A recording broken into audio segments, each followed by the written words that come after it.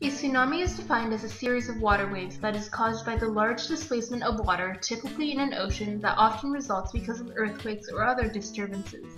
In 1963, at an international scientific conference, the word tsunami was adopted as a common word, with tsu meaning harbor and nami meaning wave in the Japanese language. Don't get the word tsunami confused with other terms though. Tides are caused by gravitational influences such as other planets, the moon, or the sun. Tsunamis, on the other hand, are often generated by earthquakes, landslides, volcanic eruptions, or even meteorite impacts. Seismic waves often are caused by earthquake-related reactions. Tsunamis, although they can be generated by earthquakes, can also be caused by other disturbances as well. All seismic waves are tsunamis, but not all tsunamis are seismic waves. As indicated, tsunamis are quite often caused by earthquakes. So how can earthquakes generate tsunamis? Well, Earth's crust is like a spherical puzzle that's made up of many individual tectonic plates. These plates can push together, move apart, or even slide along each other on fault lines, which are regions that divide these plates. When these plates press together on the fault lines with their jagged edges, they end up building up a lot of pressure, which eventually causes the plates to slip along the fault lines. This creates an earthquake. When these two plates suddenly slide across each other, seismic waves are created, which either travel over Earth's surface, called surface waves, or into Earth, called body waves. When these waves move through Earth or reach a surface, they often shake the ground, causing what is known as an earthquake.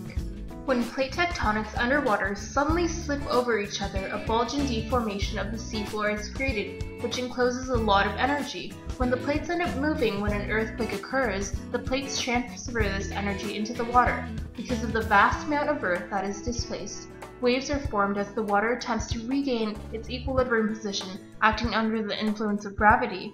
Energy in the water is thus transferred. This allows for the occurrence of a typical tsunami condition. The initial tsunami size is determined by many factors, the main one being the amount of deformation of the seafloor. This amount is primarily controlled by the depth of the faulting as well as the earthquake's magnitude.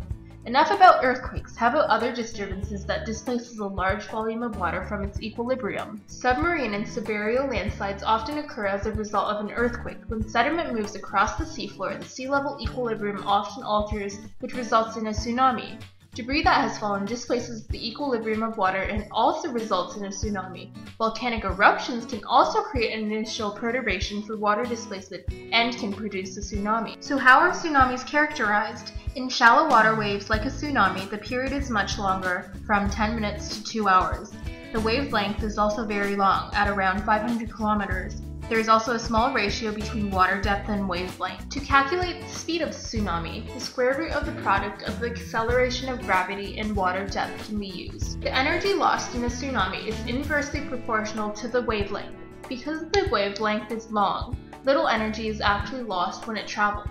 This means that tsunamis can advance far distances and still can be catastrophic. When tsunamis begin to enter the more shallow waters near the coast, the water depth decreases, the tsunami speed slows, and the height increases, as shown in the diagram. The total energy change remains constant.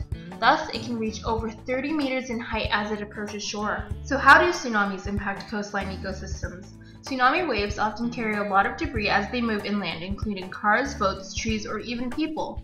Often they extend inland more than 300 meters. In addition, damages to flora, fauna, and coral reefs often occur when the waves go inland. In places such as Indonesia, the coral reefs take years to rebalance from tsunamis, and coastal tree plantations may also be severely destroyed. Salinization is another devastating consequence of tsunamis, which makes the soil unable to support vegetation as it becomes unfertile. It also increases more susceptibility to soil erosions, food insecurity, and largely impacts climate change. Humans are also affected both economically and ecologically. The loss of infrastructure in some fishery industries are just some unfortunate repercussions that we have to face. Created using Powtoon.